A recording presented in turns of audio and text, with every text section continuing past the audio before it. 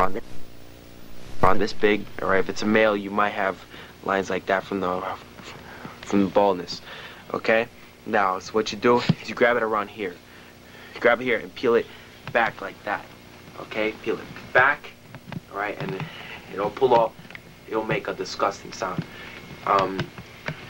So let's say it's someone important, right? All right, so you take a sample of the say that mustache, right? Okay, so you to make sure that it's authentic, right? You take the dentures and you make sure they're with them, so that way the person knows who this person is. All right, because sometimes you go and you risk your ass looking for somebody, all right, and somebody might be paying some serious money for it. So you have to make sure it's the real thing, okay, and you have to make sure it's the real thing. So you have to bring some kind of proof that it's the real thing. So you bring a piece of hair, preferably from the longest part, and you know, so let's say they have a mustache. You bring that definitely, all right. If the person had a mustache when they died, then you bring it. It's usually around here, all right. Sometimes you might find it around the jaw. It might be left there. Okay. So when you bring out the jaw, so I'll show you later. I'm in the real coffin itself. It's very, it's hard to find, okay, and it's very, so you can lose it real fast, all right. So when you find it, okay, the jaw is usually like that, I'm around this shape, okay. It's like that, okay. So when the body decomposes, it's like long like that, okay. It all rots out in a flat line, almost, so you can't see it, okay. See the top usually has teeth, but the bottom is sometimes hard to find, okay, because it's usually out like that.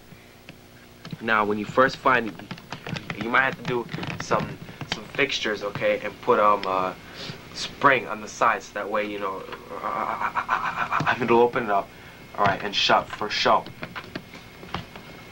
It's very okay, but after a while you take some screws and everything, you make a hole here, and in the jaw you put the spring, and then it's fine. It's just like that. All right, it's open and closed. All right, so what you do, so when you first open them up, all right, do not grab it here. All right, don't grab it by the teeth like that. All right, you grab it by the eyes or the nose. You pull it out. Put your finger all the way in.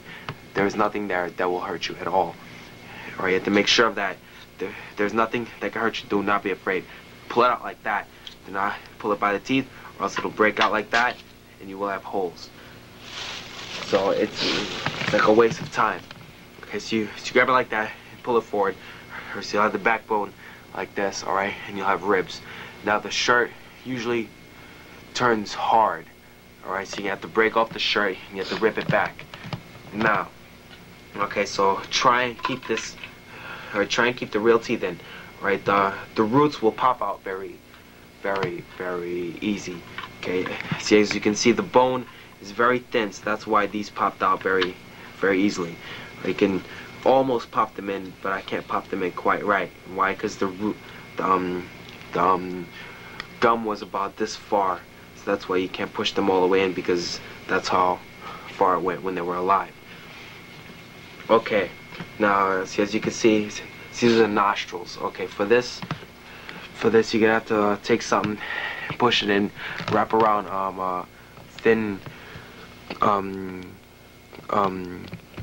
cloth or something, push it in, so that we could get that real clean. On the inside, see, on the inside, if you don't want to make a cut around here, so you have to take something real thin and push it around, make sure it's all clean. All right, see, remember, you have a very small hole. All right, so you make a cut around here, so you can make sure that the inside is all clean, but I mean, it won't look that nice afterwards. As a matter of fact, it won't look that good at all. Okay, so what you do is you try and make the best. Put your finger in there if you have to, and get it as clean as possible. All right, so that way you don't have to make a cut, and you know, it's much better. If you want to afterwards, you could set it down, put a put a black candle on the top and let it bleed down. Let the candle wax fall and it looks nice. Okay, so what you do, if you want, you can try diluted bleach on it. Okay, you dip it in there for a few seconds. Alright, so wash it off. Alright, then afterwards you dip it back in, wash it off. Make sure the bowl does not get that soft with water, or else after a while this will be very fragile. Right, and if you say you topple it over, it will break on you. So what you do is try and dilute the bleach as much as possible. Do not paint it at all. Do not paint this at all, because it will ruin the whole thing. Because it is hell to get the paint in here and get it right. Because you want to see the cracks like this. There's a crack, so you want to see everything, so that way it looks real. Okay, you want to see every little crack around the sides. Right, you want to know that it's real. Okay, so that way you know it's authentic and it looks nice like that. It looks much better when it's real. Okay, if it's fake, see, if it's fake, you will know when it's fake. Okay, see, around the nose it's never perfect. Right, everybody has their own different thing. Around here it's always somehow cracked in a way. Okay, around here you will see cracks. If you don't see cracks around here, not cracks out, just cracks around here, see, after it's washed, then you know it's fake. Okay, you should see some around here, cracks that can peel out like this. Alright, like that. It's like flaky. That way you know it's real. Okay, around the sides you will see every little detail on a real skull, but there is no way you can actually duplicate that in real life. There is no actual way you can really do it. Alright, because you have holes going in through here and going out through the back. Okay, all this, so remember, this is all flesh-like. Okay, see this? Just like that, that's hair. Right, that's hair left over. This is the hair afterwards. This person had very short hair, as you can see.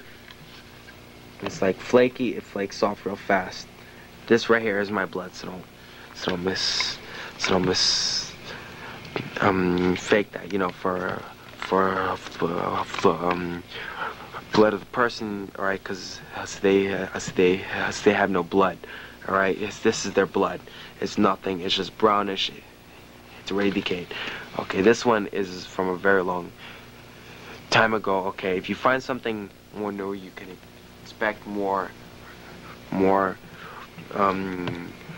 reddishness. Okay, this one will end up a little brown. Okay, because it's very old. Okay, so after you wash it, so it'll be like brown and like beigeish. Okay, but if you find something new, it will be reddish all around it. It'll be red. If you find something really old, okay, it will be brownish all around. So you leave it in your on your roof or something. Okay, find alright. You see, it's like in the summertime or something, when there's a lot of sun, it's real hot, and after a while this will get all white. It will look beautiful. Everything, you can put it anywhere. So you put it on the wall, find a way to fix this on, it'll look great. And if you also get the leg bones, it'll look even better like this. With both of them, alright? Like that. It'll look beautiful. So what you do, okay, some of them you might find some more metal on it than others. Alright, so what you're gonna have to do is actually reach in and get these out. Right? See this part? This part. See on the inside. See this part on the inside and everything. It's always glass, right? But for the legs and everything, you always find it's metal. Sometimes you will find it's glass. But a lot of times you'll find it's metal. Alright, so what you first have to do, alright, so this is cloth. You have to peel back the cloth, which is very hard. So as you can see, this is very hard to rip. Alright, so say this was hard. Alright, it would be very hard. You have to find a knife and you have to make a slice, okay? You peel it back like that. Okay, and you will find the ends of the bones. You will not see the rest of it. Or you will only see this part. Or you only see the ball of the bone. Right? So you grab the ball, you drag it forward, and it'll pop out like nothing. And that's how you have that. Alright, if you want fingers, So if you want fingers, do not move anything. Don't move nothing at all, or else you will not find them. Alright, because once you've mixed up all the bones, you won't see which ones are fingers or which ones are toes. It's very hard. So what you do is, before you even move this part, alright, you find the hands. Alright, you take out the fingers, because those are small. They're very small. They're in parts.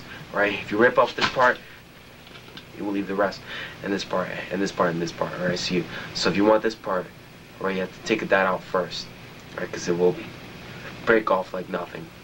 It will be very, very easy to break off. Alright, the flesh is exactly as I've explained, like this, like nothing, flaky. It's nothing. There's nothing to be afraid of. It's that old. This one is very old, so it's nice. So look for dates that are over 60 years old. If you find something over 60 years old, this is what you will get, or maybe even a bit better. Now, if you find something over 60 years old, you are in good luck. All right, see, it's that way you don't have to wash off much. You wet it, and the rest will fall off, and it's very, very, very easy.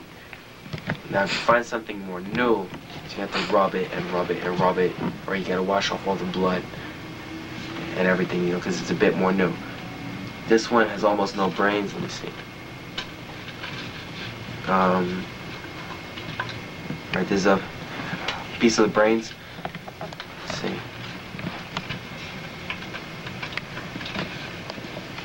Right, there's another piece of the brains. If I had something wet here, I would wet them up and let you see how the brains look afterwards. Okay, if you find something more new, you might find it in a chunk, right? And if you shake it, it won't sound crisp like this. Alright, sounds very crisp. Now some of them might sound a little more fleshy like, alright? It won't be fleshy, but it'll be soft. Alright, and once you wet them, they're gonna turn into brains, and they're gonna be very soft. So you have to watch out for the drain in your sink, because it might get caught in there. Alright, so what you do is you shake it out in the toilet, or you shake it out in a bucket, because it will get caught. It's best if you wash it in a bucket. It's that way afterwards you can see what's solid and everything. You can put everything in the toilet, and that way nothing will get caught. Make sure there's no witnesses. When you leave, always bring a bag. If you leave witnesses, sometimes you might like doing these things and everything. After a while, somebody might see them and say, that was him, that was him, that was him. Never let anybody point you out, right? Because if you get pointed out, it's very easy, alright? So let's say you robbed around 5 graves, alright? Alright, for the first one, you might get caught, alright? But if there's witnesses for the rest of them, you will get caught too. Why? Because they're gonna blame you for it, right? Because they caught you for this one, that means you most likely did the rest of them, and the judge will say it was you. Never leave witnesses. If you have to, knock them out so that way they think it's a dream. It's best not to kill, but if it's necessary, do it.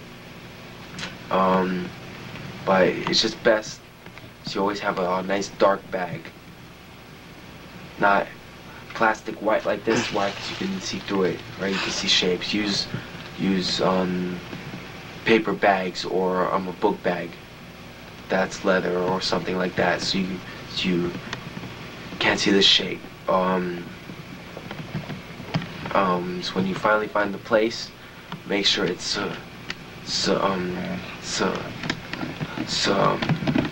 secure and everything. Make sure you always bring more than one person. Make sure one person is outside. Make a test first. See how much noise protrudes outside. Okay, you have to set somebody on each side. So make at least 4 sides to make a lot of noise. All right, so the person on one side, you count out how much noise there is. You do that on each side around. All right, and that's be roads nearby. See how far that noise will reach. If it's windy, the noise will carry.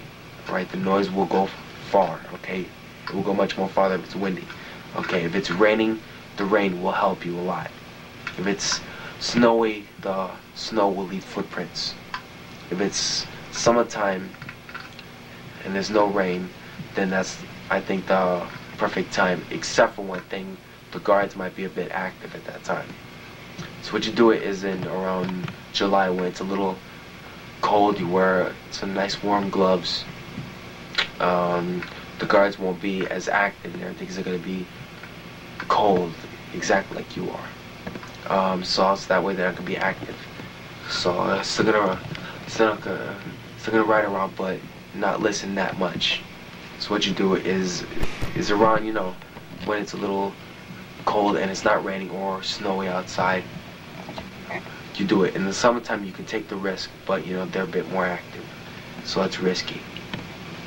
Okay, so what you do, so you go to like a magic shop where they like skulls and everything for rituals. Okay, so I think you could get around 250 for one of these. If you get a leg bone and it's carved into a necklace or something, you might get around 650 for it. It's really worth it, because a lot of people won't do this, and you know, and this is worth a lot of money and everything, because it's real. Right, this is authentic. So like a lot of people will pay some serious money for it. So what you do is you sell it. Do not put your real name or anything. So while you're in the shop or even in the neighborhood, do not say your real name or anything. Or if you have friends with you, ask them to switch your name or something like that. Try not to leave that many clues around, like videotapes, like exactly what we're making now. Don't make that many of them. Alright, don't make tapes, do not make records, because if you are caught, if they find those in your house, you will get caught badly. Alright, this video is that way you will learn, if you're a beginner to this thing. It's fun and everything. You can do it for fun only, just to see what you end up with and everything, because every one of them looks different. If you want, you can find something about 5 years old and you'll find something real good. It's gonna smell like crazy. I think it will.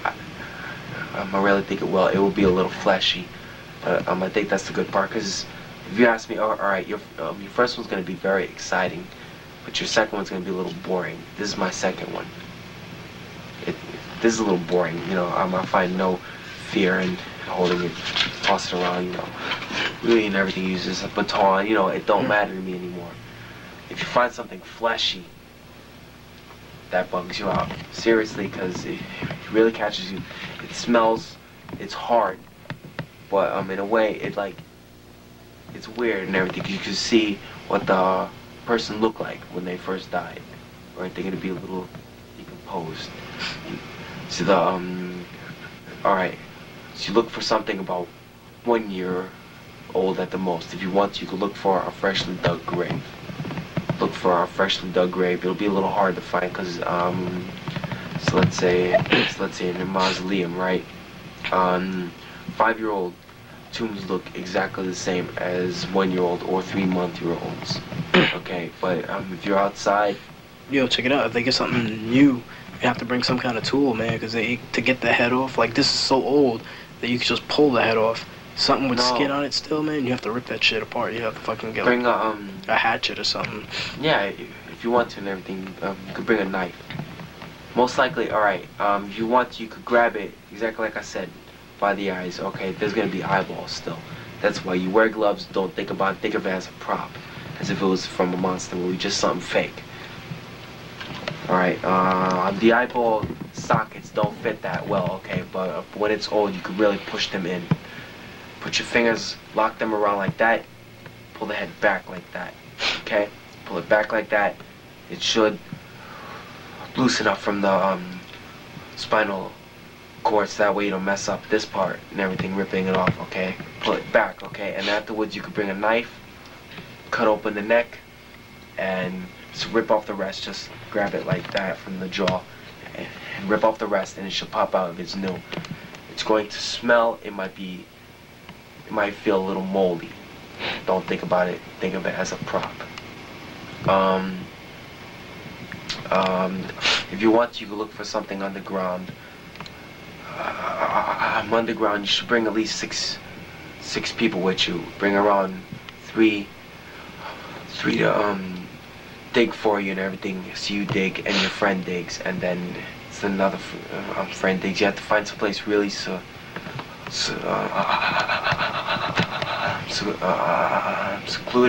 so that way there's